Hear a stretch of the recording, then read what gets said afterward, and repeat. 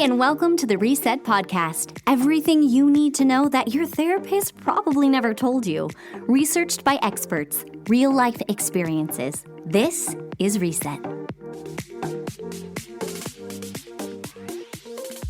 Hey, welcome back to the Reset Podcast. We're so glad you're here. Merry Christmas. That's how we feel.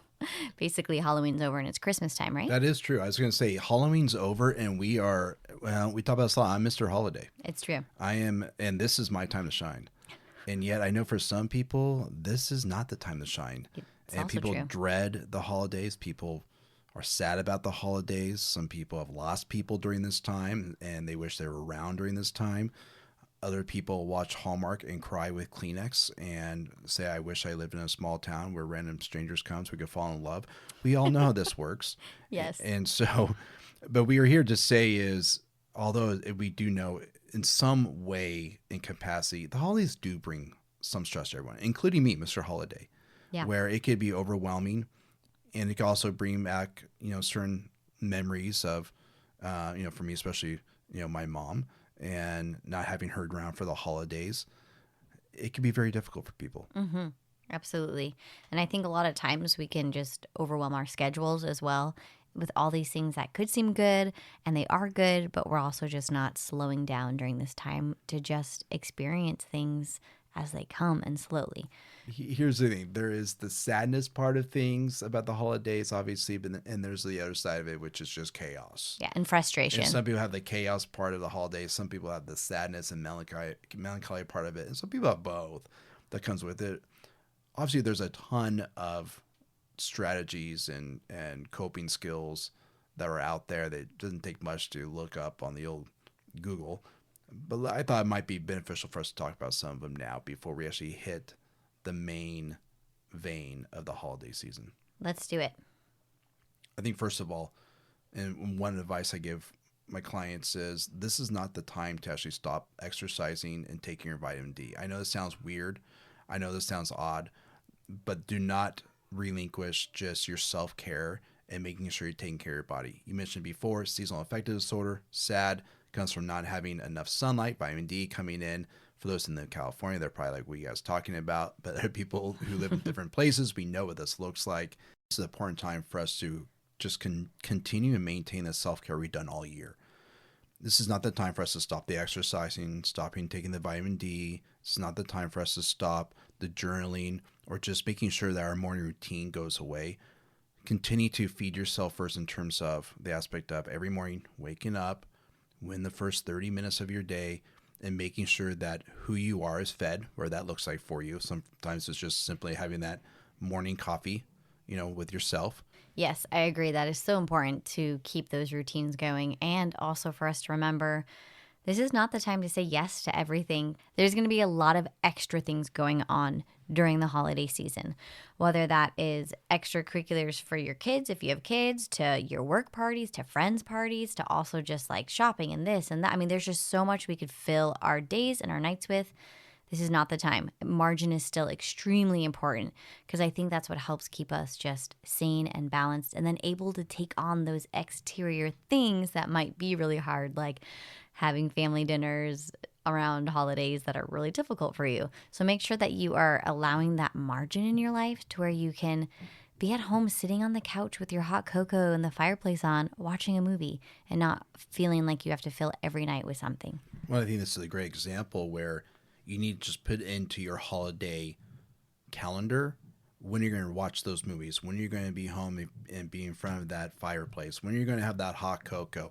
Like to actually put in these moments in which you have the opportunity just to relax and enjoy and be present with either your family or with opportunities that you have just to be at home. I think about one of the things that we do during this year to kind of slow things down to make sure we create margin is we usually do like a holiday puzzle. And the holiday puzzle is just out and we just naturally are together and putting it together. And I say that because the activity isn't something that is busy. It is something that brings us all together around a table. And it's very peaceful. And it's very just be present and be in the moment when it comes to it. And I think it's just a really good thought process around we need to continue to have more margins in the holidays. We need to continue to in many ways allow ourselves to have room to work with, and because so many times we don't. Mm-hmm. I also think during this time is the perfect time to practice how to navigate conversations correctly. Meaning, we're going to have a lot of these conversations with either family members or different people we're coming in contact with. And we all know when conversations are going down the path that we want to go, whether that's to do with politics or has to do with opinions and judgments, is learn how to navigate and make adjustments on conversations and maybe end them more quickly, or learn to just Exit. exit from the conversation, or learn to just not bring up certain let's say topics or things that you know is going to be a hot subject matter, especially when it Yes. comes to like Thanksgiving dinner coming up. Yes. Is I think it's really good to do. I think sometimes we forget that we have the power to stop conversations. We have the power to not add on to different conversations. This is the part of our show where we talk about our opinions on the things that we observe. Observe and then respond, don't worry, you cannot be wrong. It's all about the way that your mind works. Observation feedback.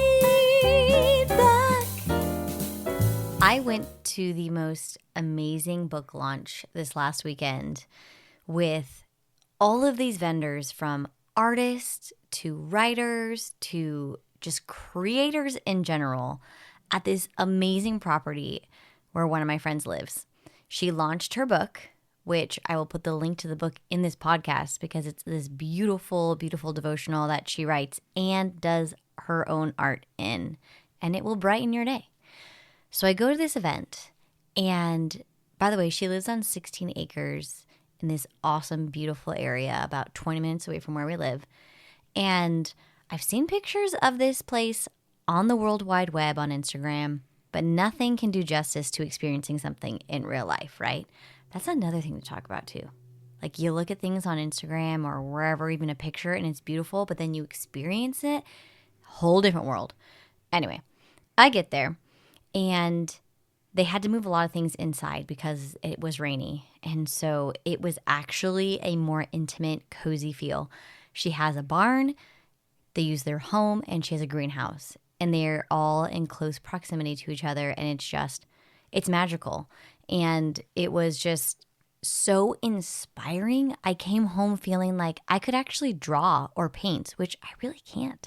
But seeing these artists tell the stories behind their pieces and just how it lit up their faces and their hearts, just like were just bleeding out with just their joy and how they love to create. It made me, as a creator as well, just want to come home and do all the things to create, whether that's like music for me, or I love writing spoken word, or whatever it is. I'm like, I got to do all these things, and I want to paint now, even though I don't know how to paint. I just came home feeling inspired and ignited. And I just want to say that it is so cool when you celebrate other people in the things that they're good at, and you allow your heart and mind to just let others' talents in, how inspiring and encouraging that can be. Yeah, you came back on fire.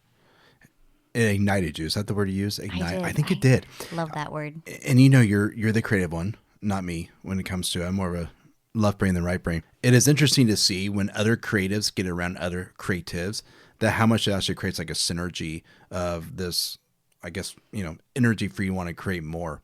It reminds me of one of our friends that, I forgot what night it was, we're talking about things we love to do. And he says one of his favorite things to do is to watch people do what they do really well, or watch someone who's really good at something do their craft. And I think that was what it was for you. You came back with all these great, artistry, different things that people painted, drew, wrote. I think I bought something from every single booth. You did. And it's great. Because it brings up another good point, which is it is a great time to be an artist in this world. When we were kind of raised in our generation, an artist wasn't really looked at as someone who can make a living, they reach the masses. But obviously now with social media, with the opportunities of the internet, is that what they call it, the web? Sure. Is that you now have an opportunity to just reach out as artists and make money through your artistry. I was thinking about so many ways that can happen with music now, with Spotify and with Apple Music that anyone can be a musician. You don't need a contract. You just go ahead and put stuff out there. Obviously, SoundCloud helped out with that as well. But what a great time to be an artist and to have the ability to now to get and reach the masses regarding your art. I mean, honestly, this one was in person. And it kind of reminds me in which it's like we used to go to museums, like go to the local city, like LA, where it may be, and go to the museums and see great art. But only the great ones you saw. And now we have this opportunity where people are now holding these kind of artist network. I don't know, like, what was it called that you went to? It was actually a book launch for a friend of mine I have who is an artist and a writer. But she invited all these other vendors to be like, hey, vendors. Right. It's kind of like join in my party. A way better swap meet of artists. Yes. Or swap meet, right? We still call it that? I don't even know what we call things anymore. And so it was so community feeling, even 100%. though it could have been all about her and her book. She's like, let me invite all the artists I know to come join me and celebrate. And the beauty of that, let alone having different artists come together. But now you just have an opportunity to see just multiple artists in one venue that are not just the top of the top, but they're super creative people right now. But you as an artist came back and you're like, okay, now I want to do this. I want to do that. I want to do this. I want to do that. And I think it's so important for people who really do have a creative appetite that they need to feed that. Get out of the house, get out of the phone, and see things in person that could motivate them. It's kind of like the aspect of concerts or watching someone do their once again doing their craft live, like music, for example, where we do come back feeling different, and we come back with a certain energy after a concert. And I think for you, that happened. But I think for a lot of people who are artists is how do you feed that creative appetite every day? How do you have the opportunity to feed that sense of that mindset that gets you going and makes you excited about being an artist? That's why I think a lot of people, when it comes to social media, who are, do funny things that we like to follow, people are just really funny, make us laugh out loud, is that they're just really feeding their creative appetite, whether that's through TikTok or if it's through, Instagram Reels, whatever it may be. And so there's so many opportunities to feed that appetite that we didn't have before. I agree. And I think the part of watching people thrive in what they do, I actually just wrote this to somebody. I just did one of her studies and had to tell her, like, when I see people doing what they are called to do and were created to do, and they love it and they do it well and they thrive in it and they share that with others, there was really nothing more special to experience, I think. And so these artists were also just so joyful too. I can't explain it. We're just so excited about their work and sharing it that it also created just this extra beautiful element of just, they know they were created to do this, and the fact they had a space to share it in person with people walking by and getting to touch it and see it and feel it, other than just social media, was probably really cool for them. Let me just add this is, as you know, my artistry is horrible. I wouldn't say that. You're very creative. Bad. No one picks me when it comes to doing Pictionary. No one wants me on their team because my artistry is horrible. When we play Cranium, no one wants me on their teams. Like I can't understand lyrics and recite them. Like, I'm just not that guy. But it reminds me when I was taking a neurocognitive class in college, and we had to read a book called How to Draw from the Right Side of the Brain. Actually, we still have it. And we would have these classes where we would go in, the class would be basically lights were turned off and candles only lit. And we had to draw from our left side. So like switches over to then the right side of the brain, which is where the creative is. And we would use the steps. I'm kind of forgetting the steps, but the book would talk you through these steps. The whole point of the book is that everyone can be creative. Everyone can be an artist. You just got to learn to tap in the right side of the brain. And so we would draw different things, whatever it might be on the board or be a picture or something just from memory.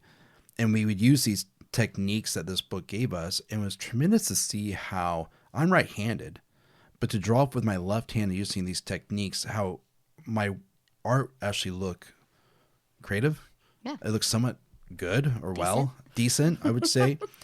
And we would also do these other stuff in terms of other days we would go in there, and then they would allow us to, if you're right-handed, you could draw with your right hand, but then we use these different techniques using the aspects of just, taking away the clocks, the lighting, the aspects of just having music play in the background, and have us like first think deeply we're going to draw, and then kind of start doing that just in our mind, getting that mind's eye going, and how much that actually works. I bring this up because it wasn't so much the result that was so important, but how much after those classes of me feeding my creative appetite by tapping to the right side of my brain, how much less anxious and worrisome and more attuned to myself I felt. How do you feed a creative appetite? I think what I've realized through being a creative, and especially the last 12, 15 years, actually being in the industry and pursuing it and doing it, that a lot of the part that satisfies the appetite is the community and the viewing. Meaning, Oh, that's interesting. if I just the did synergy again. synergy, if I just did my art all by myself all the time, nobody saw it, nobody experienced it, and or I never experienced anybody else's, I never worked on something with somebody, it just is sad and lonely. There's just this experience that I think artists need to have other people partake in, because I really struggled for a really long time of wanting to do the arts because I felt like it was so me-centered. Because if somebody doesn't experience it with you or view it with you or partake in it, you feel like it's dead. So there are little things I can do every day, whether that's little writing things or little, artistic things that help my artistic brain keep going. But I think how we feed the actual appetite is allowing others in and showing what we've done. If you were to keep it in and never show anybody this art, it wouldn't feel as special. When you experience it with other people and you show what you've done, it creates like, I did it.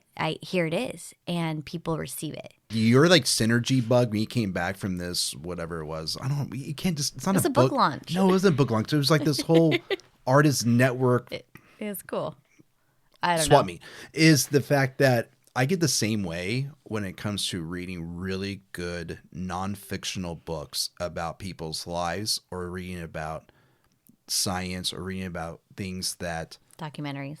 that really just, I feel like, enhances knowledge, and I get really, You're on really fire smart. with it, and I just Yeah, enjoy it's like the same it gives me a feeling. sense and it ignites for me this sense of, wow, I want to take this and use this Yeah. and then share with other people. Yep. And you do, and that is how it was for you when you came back from this. Absolutely.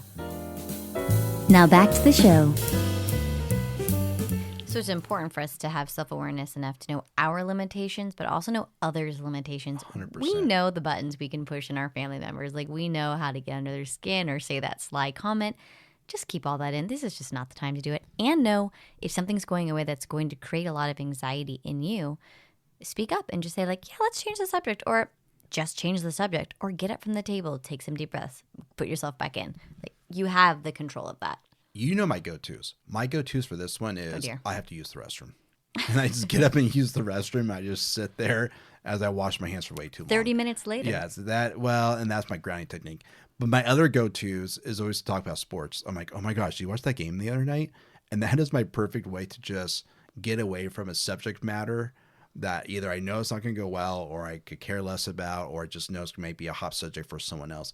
A lot of times the people who get triggered a lot about conversations are not the ones that are aware Yeah.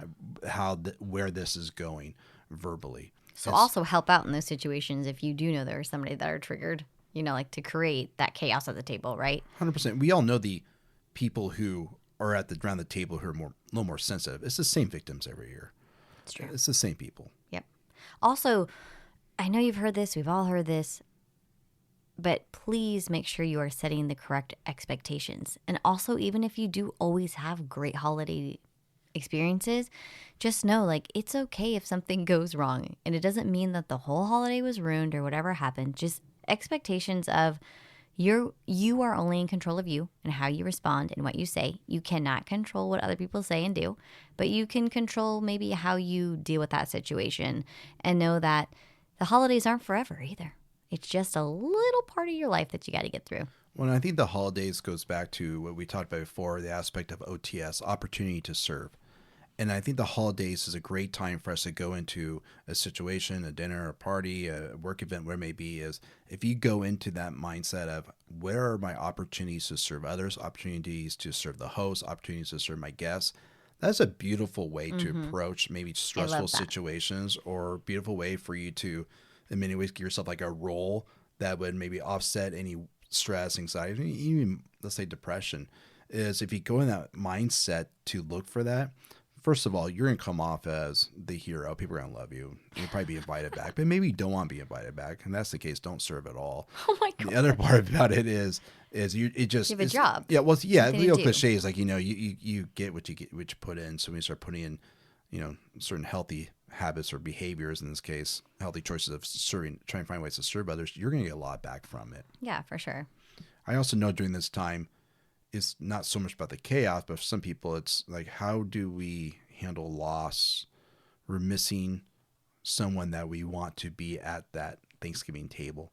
And I think, first of all, it's just to be really clear, it is not insensitive to bring up people who aren't there. Whether that's a parent who's not there, a child who's not there, like people who've lost someone significant in their lives, it's actually, if it's good to talk about them. And it's good to talk about memories. They want to hear memories. They want to remember them. The worst thing we can do is just kind of avoid, ignore that person, that person's name or their stories. And we know in our own family, we've had it where we've had even an empty spot at the table for them. We've done where we talk about stories, memories about them. We've had pictures about them. And we just brought pictures last night just for our kids to remember. But it's not insensitive for us to talk about that person in front of many people who are really close to the person that lost them. And also just obviously be the what's the word? Gauge. Gauge the situation. Obviously, if someone's getting uncomfortable, you can read the room. But like Joe said, don't forget about the people that you've lost, and incorporating them in the day and in the holiday, and know that it's okay to be sad. I just want to challenge you to find those happy memories and the joy. But we see you, and we recognize there's a lot of sadness and grief that comes along, and we also want you to know that's okay. Like it's hard to move on with things that this person has been a part of for your whole life. Well, I think especially for first year not having them for the holidays, it's tremendously hard. But I also challenge the concept in which, what can we do as a living legacy to that person to make sure that they are not forgotten. Yes, to honor them. I like that. 100%. And to honor them, that, sometimes it could be through food, sometimes it could be through memory, sometimes it could be through, let's say, a specific activity, like maybe they like to play a certain board game, that you do it in memories of them. Because I think that's so important, not just for us who lost a person, but also for, let's say, even our children, our grandchildren, to recognize, hey, that we don't forget people. This is how we grieve. And this is how we have a living legacy in terms of making sure that people's memories are move on and live on with us. I think the biggest thing to remember at the holidays is that we could go into it grudging. We could go into it with fear. We could go into it with just sadness or being overwhelmed or thinking of all the things we have to do. I think the problem is we create these huge to-dos, right? To make things special and good, and the recipes and all this stuff. But I want to encourage everybody to step back and realize, what are your limitations? What are things that actually bring you joy in the holiday? Are there things you can cut out? Are there some things that you have to do? Okay, just reevaluate so that you can go into the holidays enjoying little bits and pieces at least, and not feeling so overwhelmed that you drown in the situations when you come around a table or have to go into these situations that you've feared before. Well, and I think that goes along with the aspect of the expectations, where sometimes we have such high expectations. I think about like Valentine's Day for a lot of my couples, where the expectation is so high, and they create them high because they've seen what it looks like, maybe like in the ideal world of Hollywood or Instagram or social media, and then the day comes and they just feel like it's a great disappointment. So I think it's good for us to have healthy expectations of the holidays, and for us to not set ourselves up for failure and not set our hearts up for failure, and to communicate correctly and to communicate clearly and to communicate ahead of time, or that may be for, to whoever that needs to be for. Especially if you feel comfortable, for sure do that. And I think it's also just like anything else that we're also very clear about roles and rules in life and understanding what is this person's role in my life? What is the rules they want me to respect and be maybe obedient on, to make sure I avoid a lot of, either expectation loss or chaos that could come with it. Mm-hmm. So we want y'all to know that we know this time isn't easy for everybody, and we see you and we are here for you. Please never hesitate to reach out to us. If there's a specific situation you need some help and advice on, we are here for you. Reach out through our Instagram or reach out to us through our website, theresetgroup.com, and we would love to help you weather this holiday season well. And I just challenge to find little things that you can smile and feel joyful about in this time. And remember that community is everything, and try your best to at least let some people in so that you can go through this holiday season with somebody by your side. Thank you for listening to the Reset Podcast. We're so glad that you joined us.